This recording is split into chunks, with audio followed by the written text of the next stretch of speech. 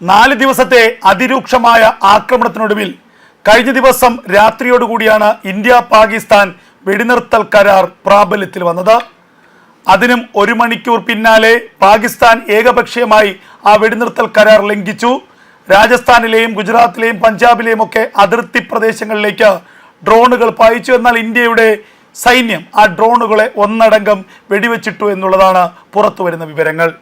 4 ദിവസത്തെ ആക്രമണത്തിന് ശേഷം ഏപ്രിൽ മാസം 22 പഹൽഗാം ഭീകരാക്രമണത്തിന് ഇന്ത്യ കൊടുത്ത പ്രത്യാക്രമണത്തിന് ശേഷം എങ്ങനെയാണ് ഒരു വെടിനിർത്തൽ കരാറിലേക്ക് ഇന്ത്യ എത്തിയത്? ആരാണ് വെടിനിർത്തൽ കരാറിന് മുൻകൈയെടുത്തത്? എന്താണ് ഈ വെടിനിർത്തൽ കരാറിലേക്ക് എത്തുന്നതിന് തൊട്ടു മുമ്പ് നടന്ന പ്രധാനപ്പെട്ട സംഭവങ്ങൾ? നമുക്ക് ഇതൊന്ന് പരിശോധിക്കാം. ഏറ്റവും പ്രധാനമായത് ഇന്നലത്തെ ദിവസമാണ്. ഇന്നലത്തെ ദിവസം 10-ാം തീയതി രാവിലെ തന്നെ ഇന്ത്യയുടെ വജ്രായുധമായ ബ്രഹ്മോസ് ക്രൂയിസ് മിസൈൽ പാകിസ്ഥാനിലെ സൈനിക കേന്ദ്രങ്ങൾക്ക് നേരെ, എയർ ബേസുകൾക്ക് നേരെ ഇന്ത്യ പ്രയോഗിച്ചു. അതിഭയാനകമായ സ്ഫോടക ശേഷിയുള്ള ഒരു ക്രൂയിസ് മിസൈലാണ് ഇന്ത്യയുടെ ബ്രഹ്മോസ്. ആ ക്രൂയിസ് മിസൈൽ ഇന്ത്യ ആദ്യമായി പ്രയോഗിച്ചത് റാവൽപിണ്ടിക്ക് സമീപമുള്ള ചക്കാല എയർ ബേസിലേക്കായിരുന്നു. പിന്നാലെ പഞ്ചാബ് പ്രൊവിൻസിലുള്ള സർഗോദയിലേക്കും ഇന്ത്യ ബ്രഹ്മോസ് ക്രൂയിസ് മിസൈൽ കഴിഞ്ഞ ദിവസം പ്രയോഗിച്ചു. ഇതോടുകൂടി പാകിസ്ഥാൻ ഭയന്നു തുടങ്ങി. പാകിസ്ഥാന്റെ പ്രധാനപ്പെട്ട സ്ട്രാറ്റജിക് ഏവിയേഷന്റെയും ലോജിസ്റ്റിക് സംവിധാനങ്ങളുടെയും ഒക്കെ കേന്ദ്രങ്ങളിലേക്കായിരുന്നു ഇന്ത്യ ബ്രഹ്മോസ് ക്രൂയിസ് മിസൈൽ കഴിഞ്ഞ ദിവസം പ്രയോഗിച്ചത്. വമ്പൻ സ്ഫോടനങ്ങൾ, വലിയ തോതിലുള്ള നാശനഷ്ടങ്ങൾ ഈ ആക്രമണത്തിലൂടെ പാകിസ്ഥാൻ ഉണ്ടായി. ഇത് പിന്നാലെ പാകിസ്ഥാന്റെ ആർമി ചീഫ് തന്നെ സ്ഥിരീകരിക്കുകയും ചെയ്തു. പിന്നാലെ പാകിസ്ഥാനിലും പാക്-അധീന കാശ്മീരിലുമുള്ള പല സൈനിക കേന്ദ്രങ്ങൾക്ക് നേരെയും ഇന്ത്യയുടെ തുടരാക്രമണങ്ങൾ ഉണ്ടായി. പ്രത്യേകിച്ച് പാക്-അധീന കാശ്മീരിലുള്ള ജാക്കോബാബാദ്, ഭോലാരി, സ്കർദ് തുടങ്ങിയ മേഖലകളിലായിരുന്നു ഇന്ത്യയുടെ തുടരാക്രമണങ്ങൾ ഉണ്ടായത്. ഇവയിലൊക്കെ തന്നെ ക്രൂയിസ് മിസൈലാണ് ഇന്ത്യ പ്രയോഗിച്ചത്. ഈ ആക്രമണങ്ങൾക്ക് പിന്നാലെ ഇന്ത്യക്ക് മറ്റൊരു സുപ്രധാനമായ വിവരം ലഭിച്ചു. പാകിസ്ഥാനിലെ സൈനിക നെറ്റ്വർക്കിലൂടെ ചില പ്രധാനപ്പെട്ട സന്ദേശങ്ങൾ പായുകയാണ്. അതായത് പാകിസ്ഥാനിലെ സൈനിക മേധാവിമാർക്കിടയിൽ, പാകിസ്ഥാനിലെ സൈന്യത്തിനും പാകിസ്ഥാനിലെ ഭരണകൂടത്തിനുമിടയിലുമൊക്കെ വളരെ ഗൗരവമുള്ളൊരു മെസ്സേജ് ഇങ്ങനെ പാസ് ചെയ്യുന്നു എന്ന് ഇന്ത്യയുടെ രഹസ്യാന്വേഷണ വിഭാഗം കണ്ടെത്തി. ആ മെസ്സേജ് മറ്റൊന്നുമായിരുന്നില്ല. ഇന്ത്യ അടുത്ത് ലക്ഷ്യമിടുന്നത് പാകിസ്ഥാന്റെ ന്യൂക്ലിയർ സ്റ്റേഷനുകളെയാണ് എന്നുള്ള ഭയപ്പെടുത്തുന്ന ഒരു മെസ്സേജാണ് പാകിസ്ഥാനിലെ സൈനികർക്കിടയിലും പാകിസ്ഥാനിലെ സൈനിക ഉദ്യോഗസ്ഥർക്കിടയിലും ഭരണകൂടത്തിനിടയിലും വളരെ വേഗം കത്തിപ്പടർന്നത്. റാവൽപിണ്ടിക്ക് സമീപം സ്ഥിതി ചെയ്യുന്ന പാകിസ്ഥാന്റെ ന്യൂക്ലിയർ കമാൻഡ് ആൻഡ് കൺട്രോൾ ഇൻഫ്രാസ്ട്രക്ചറിന് നേരെയായിരിക്കും ഇന്ത്യയുടെ അടുത്ത ആക്രമണമെന്നായിരുന്നു ഈ സന്ദേശത്തിന്റെ പ്രധാനപ്പെട്ട കാതൽ. ഇതോടുകൂടി പാകിസ്ഥാന്റെ സ്ട്രാറ്റജിക് പ്ലാൻ ഡിവിഷൻ ഒരു ഹൈ അലർട്ട് പാകിസ്ഥാനുള്ളിൽ പ്രഖ്യാപിച്ചു. പ്രത്യേകിച്ച് ന്യൂക്ലിയർ കൺട്രോൾ ആൻഡ് കമാൻഡ് സെന്ററിന് ഒരു ഹൈ അലർട്ട് പ്രഖ്യാപിച്ചു. ഏത് നിമിഷവും ഇന്ത്യയുടെ അടുത്ത ബ്രഹ്മോസ് ക്രൂയിസ് മിസൈൽ പാകിസ്ഥാന്റെ റാവൽപിണ്ടിയിലുള്ള ഈ ന്യൂക്ലിയർ കമാൻഡ് സെന്ററിലേക്ക് ആക്രമണം ഉണ്ടാകുമെന്നുള്ള ഹൈ അലർട്ടാണ് കഴിഞ്ഞ ദിവസം നൽകിയത്. ഇതിന് പിന്നാലെ പാകിസ്ഥാന് മറ്റൊരു പോംവഴിയും ഉണ്ടായിരുന്നില്ല. പാകിസ്ഥാന്റെ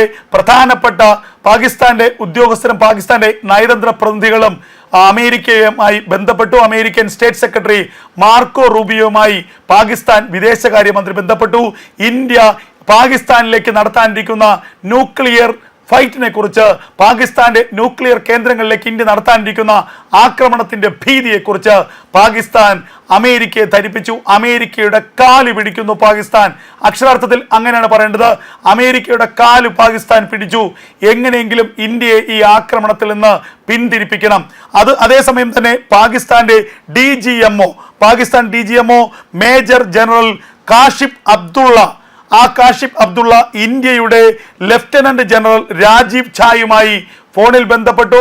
കഴിഞ്ഞ ദിവസം 10-ാം തീയതി കൃത്യം ഉച്ചയ്ക്ക് ശേഷം 3:35 പാകിസ്ഥാന്റെ DGMO ഇന്ത്യയുടെ ലഫ്റ്റനന്റ് ജനറൽ രാജീവ് ഝായെ ഫോണിൽ വിളിച്ച് പറഞ്ഞത് മറ്റൊന്നുമല്ല, പാകിസ്ഥാനിലേക്ക് ആക്രമണം ഇനി നടത്തരുത്. പാകിസ്ഥാൻ ആക്രമണത്തിൽ നിന്ന് പിന്മാറുന്നു. പാകിസ്ഥാന്റെ ഭാഗത്തുനിന്ന് ഒരു പ്രകോപനവും ഉണ്ടാകില്ല.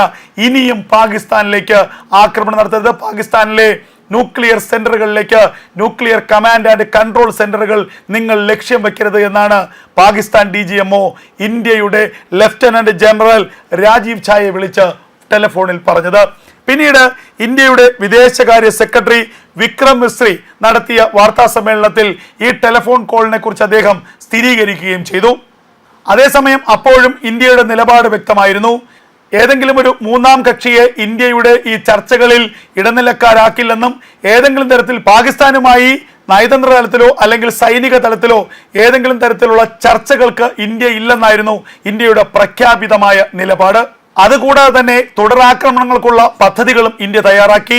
പാകിസ്ഥാന്റെ ഊർജ സാമ്പത്തിക സെക്ടറുകളെ മേഖലകളെ ലക്ഷ്യം വെച്ചുകൊണ്ടുള്ള ആക്രമണമാണ് ഇന്ത്യ ഇന്നലെ വൈകുന്നേരത്തോടു കൂടി തന്നെ തയ്യാറാക്കിയത്.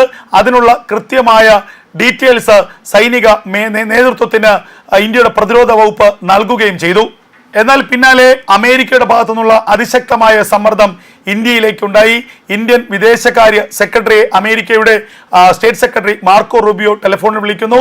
അതിനുശേഷം പാകിസ്ഥാന്റെ DGMO വീണ്ടും ഇന്ത്യയുടെ ഉദ്യോഗസ്ഥരുമായി ടെലിഫോണിൽ ബന്ധപ്പെടുന്നു. ഒടുവിൽ കഴിഞ്ഞ 4 ദിവസം നീണ്ടുനിന്ന ആക്രമണത്തിന് ഒടുവിൽ പാകിസ്ഥാന് പഹൽഗാം ഭീകരാക്രമണത്തിന് അതിശക്തമായ തിരിച്ചടി നൽകിയെന്ന് കൃത്യമായ വിലയിരുത്തൽ ഉണ്ടായതിനു ശേഷം പാകിസ്ഥാന്റെ 24 ഭീകര ക്യാമ്പുകൾ തകർത്തു എന്ന് ഇന്ത്യയുടെ സൈനിക നേതൃത്വം ഉറപ്പാക്കിയ ശേഷം പാകിസ്ഥാനിലെ 9 എയർബേസുകൾ 9 വിമാനത്താവളങ്ങൾ സാരമായ കേടുപാടുകൾ വരുത്തിയെന്ന് ഇന്ത്യയുടെ എയർഫോഴ്സും ഇന്ത്യയുടെ കരസേനയും അടക്കം സ്ഥിരീകരിച്ച ശേഷമാണ് ഇന്ത്യ വെടിനിർത്തൽ കരാർ അംഗീകരിക്കാൻ തീരുമാനിച്ചത്.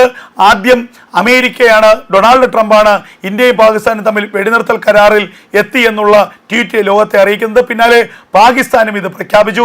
അപ്പോഴും ഇന്ത്യ ഔദ്യോഗികമായി ഈ ഒരു പ്രഖ്യാപനം നടത്തിയിരുന്നില്ല എന്നുള്ളതാണ് ഏറ്റവും ശ്രദ്ധേയമായ കാര്യം. എന്നാൽ വൈകി ഒരു 8-9 മണിയോട് കൂടി തന്നെ ഇന്ത്യ ഇക്കാര്യം സമ്മതിച്ചു എന്നുള്ളത് മറ്റൊരു പ്രധാന കാര്യമാണ്. എന്നാൽ മണിക്കൂറിന് ശേഷം പാകിസ്ഥാൻ ഏകപക്ഷീയമായി വെടിനിർത്തൽ കരാർ ലംഘിച്ചു എന്നുള്ളതും ശ്രദ്ധേയമായ കാര്യം. അതേസമയം തന്നെ ഇന്ത്യയുടെ നിലപാട് വ്യക്തമാക്കി. പാകിസ്ഥാൻ ഇനി പ്രകോപനം തുടരുകയാണെങ്കിൽ ഇന്ത്യ ഒരു മയവുമില്ലാത്ത പ്രത്യാക്രമണമായിരിക്കും പാകിസ്ഥാനിലേക്ക് നടത്തുക എന്നുള്ളതാണ് ഏറ്റവും ശ്രദ്ധേയമായ കാര്യം. ഇവിടെ പറഞ്ഞു വരുന്നത് പാകിസ്ഥാൻ ഭയന്ന് നിലവിളിച്ചുകൊണ്ടാണ് വെടിനിർത്തൽ കരാറിലേക്ക് എത്തിയത്. ഇന്ത്യ വീണ്ടും ബ്രഹ്മോസ് ക്രൂയിസ് മിസൈലിന്റെ ആക്രമണം തുടർന്നിരുന്നുവെങ്കിൽ പാകിസ്ഥാന്റെ ന്യൂക്ലിയർ പ്ലാന്റുകൾ, പാകിസ്ഥാന്റെ ന്യൂക്ലിയർ കമാൻഡ് സെന്ററുകൾ ഇന്ത്യ തകർത്തേനെ. അത് എന്നേക്കുമായി പാകിസ്ഥാൻ എന്ന രാജ്യം തന്നെ ഇല്ലാതാകാൻ കാരണമായനെ. ഈ അപകടം കണ്ടറിഞ്ഞുകൊണ്ട്, ഈ അപകടം ഭയന്നുകൊണ്ടാണ് പാകിസ്ഥാൻ അമേരിക്കയുടെ കാല് പിടിച്ച് ഇന്ത്യയുമായി ഒരു വെടിനിർത്തൽ കരാറിലേക്ക് എത്തിയതെന്നുള്ളതാണ് പുറത്തു വരുന്ന ഏറ്റവും സുപ്രധാനമായ വിവരം.